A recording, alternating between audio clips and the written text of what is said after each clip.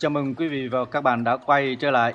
Cũng như thường lệ, hôm nay tôi tiếp tục chia sẻ cho quý vị và các bạn biết cái cách thay thế cho chiếc điện thoại Samsung A51.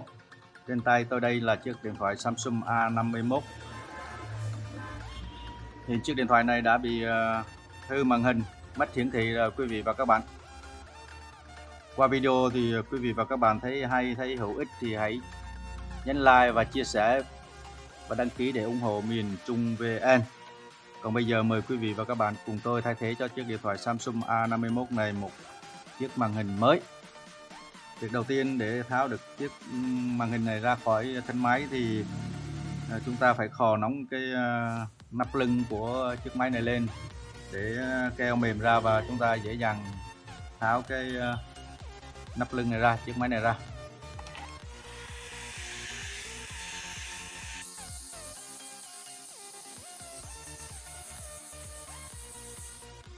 Bước tiếp theo thì chúng ta sử dụng một cái lưỡi lam. Các bạn ở nhà thì các bạn có thể lấy lưỡi lam và các bạn cắt nhỏ ra, rồi các bạn cắt xung quanh cái viền nắp lưng của thân máy này theo tôi như này nha quý vị và các bạn. Đây, chúng ta cắt như thế này.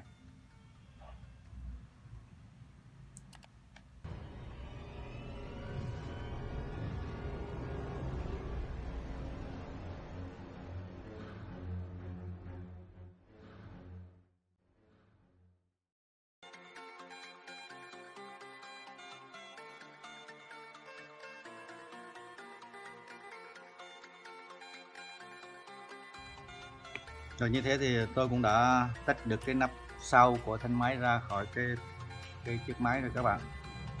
Đây, cái nắp mình bỏ qua một bên. Bước tiếp theo thì chúng ta thực hiện tháo hết những con ốc vít này ra nha các bạn. Sử dụng vít 3K để mình tháo máy.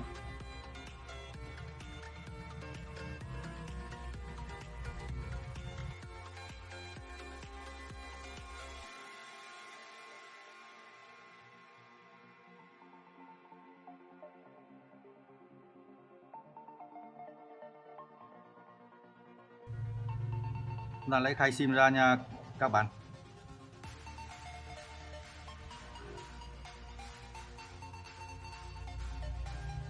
Tiếp theo thì chúng ta tháo cái thân sườn máy ra. Đây, tháo ra nha các bạn, tháo ra như tôi này nha. Đó, như vậy thì tôi cũng đã tháo được cái sườn sau của thân máy ra. Trên cái máy Samsung A51 này thì chúng ta có hai cách thay màn hình. Một là chúng ta thay thế màn hình nó liền khung. Hai thì màn hình không liền khung. Ở đây tôi đã chuẩn bị sẵn một cái màn hình nó liền khung. Đây là cái màn hình mới nó liền khung nha quý vị và các bạn. Nếu như các bạn thay thế màn hình không liền khung thì các bạn phải tách cái màn hình này ra khỏi cái thân máy. Các bạn phải tách ra như thế này. Các bạn phải tách cái màn hình ra khỏi cái thân máy. Các bạn lấy sườn ra khỏi cái thân máy nè. Đây, tôi ví dụ cho các bạn thấy nè. Đó, như thế này là chúng ta sẽ tách được cái màn hình ra khỏi cái thân máy này.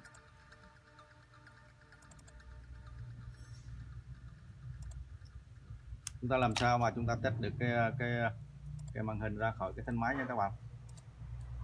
Đây, như này là chúng ta tách được cái màn hình ra khỏi cái thân máy, cái màn hình.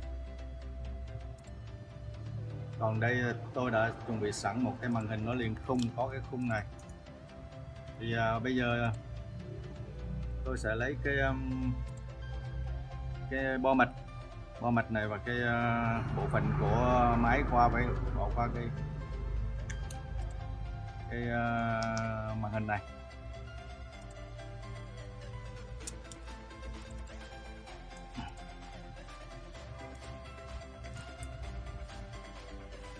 Chúng ta tách cái bản hai ong vít này ra.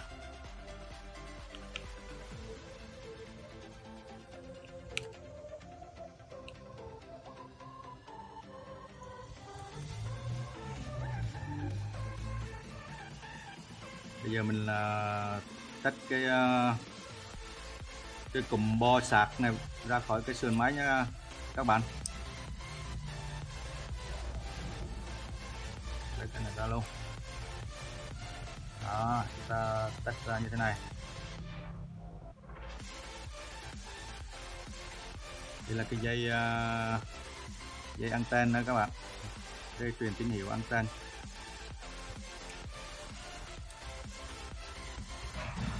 Ở đây thì có một con ốc nó giữ chặt cái main bo vào với cái thân máy này. Chúng ta tháo con ốc này ra.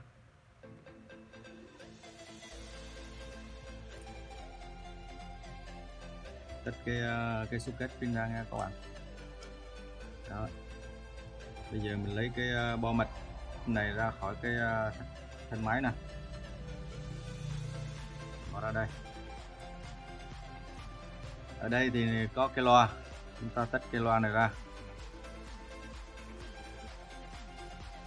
Cái này mình thấy màn hình nguyên khung cho nên mình phải lấy những cái bộ phận nào mà trên cái máy cũ nằm bên cái thân máy thì chúng ta phải lấy nó qua.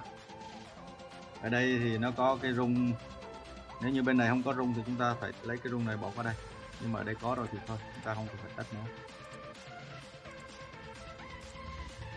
Rồi bước tiếp theo thì chúng ta tháo viên pin này ra.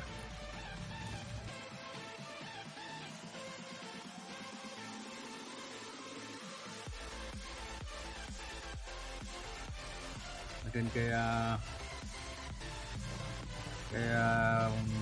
khung máy chúng ta gỡ cái này đi, bỏ đi.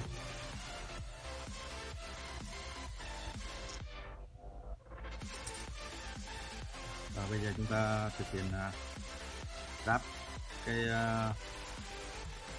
các cái linh kiện của một cái máy vào với cái sườn máy. Đây là cái cụm mạch bo sạc và tai nghe. Màn hình cũng gắn vào đây luôn, socket màn hình. Chúng ta bắt hai con ốc lúc nãy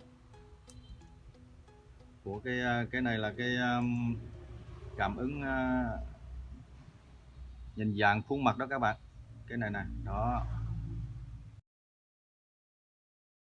Hai ốc này các bạn nhớ bắt cho đúng hai con ốc của nó là vị trí cũ nha, chứ bắt những con ốc của vị trí khác vào đây là nó dễ bị đâm qua màn hình, nó bị đâm, cái này nó đâm qua bên màn hình, nó hư màn hình luôn đó các bạn.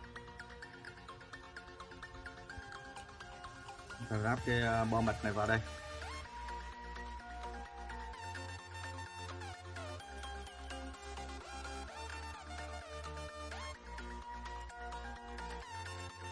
Chúng ta gắn cái socket của màn hình này với sạc với tai nghe, nó đều đi qua cái cổng cáp này đó các bạn. Chúng ta gắn cái socket truyền tín hiệu anten á.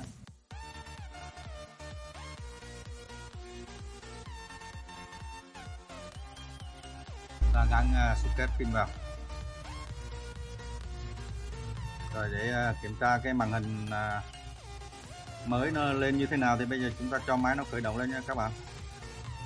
Ở đây là mạch nguồn nó chạy vào đây, mạch công tắc nguồn nó chạy vào đây. Đây, như thế là chiếc màn hình của chiếc Samsung A50 này, màn hình mới này nó lên rất là đẹp. Màn hình này là màn hình chính hãng đó các bạn.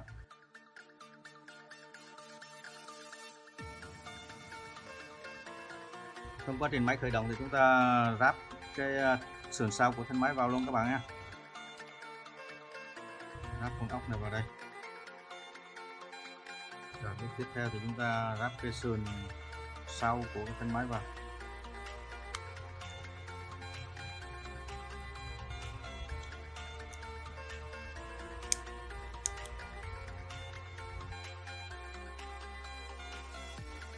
Bị vướng một cái chút dây anten ở đây các bạn,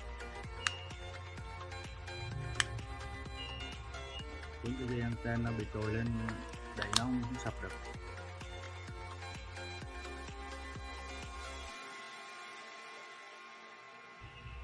Đây màn hình mới cảm ứng chạy rất là ok nha quý vị và các bạn.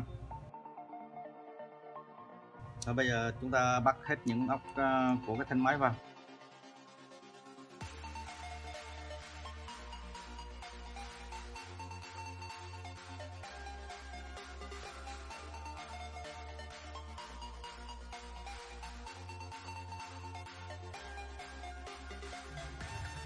Cuối cùng chúng ta ráp cái nắp sau của cái thân máy vào nữa là xong.